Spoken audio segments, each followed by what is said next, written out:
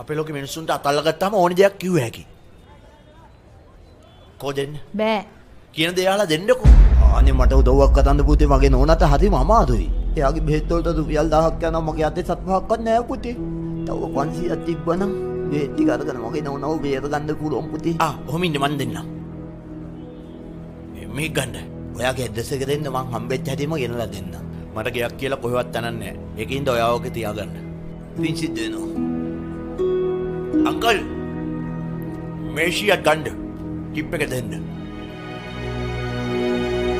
දෙයියා සාපන්න. ඒකෙන්ම තේරුණා. ඔයාට කාගේවත් හිත කියවන්න බෑ. තේරුණේ නැද්ද? ඔයාගෙන් බොරු කියලා ඒ මිනිහා සල්ලි ගත්තා. මේ අහල පහල කොහෙවත් හොස්පිටල් නැහැ. මම දන්නවා. එයාගේ වයිෆ් කෑමකට එක්කන් ඇවිල්ලා. එයාගේ වයිෆ්ගේ 75 වෙනි උපන්දිනේ. එයාගේ මුළු ජීවිතේටම හෝටල් එකට ගිහින් කෑමක් කාලා නැහැ. මේ අංකල් චුට්ට එක්කහු කරලා කෑමකට එක්කන් ඇවිල්ලා. වයිෆ් අයිස්ක්‍රීම් ඕනේ කියලා. ඒකින්ද බාත්රූම් යනවා කියලා සල්ලි හොයන්න ඇවිල්ලා. නියමයි. නෝනා මෙහි වගේ අපේ ලෝකයේ බොරු කියන්නෙම නැහැ. කැමති දෙයක් හිතා ගන්න.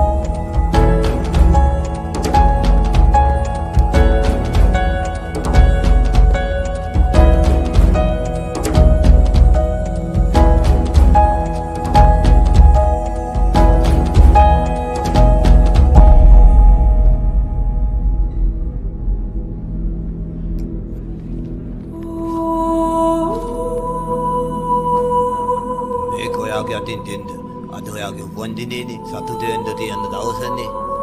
හොඳට සතුටු වෙන්න ඕනේ.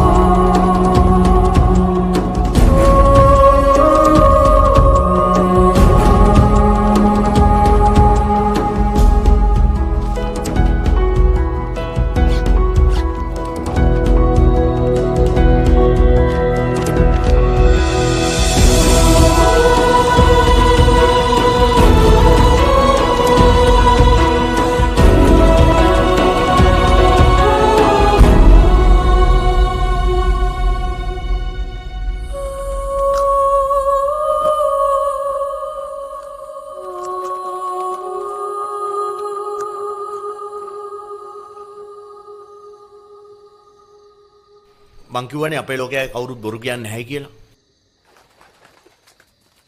ඔයා කාටවත් කිව්වේ?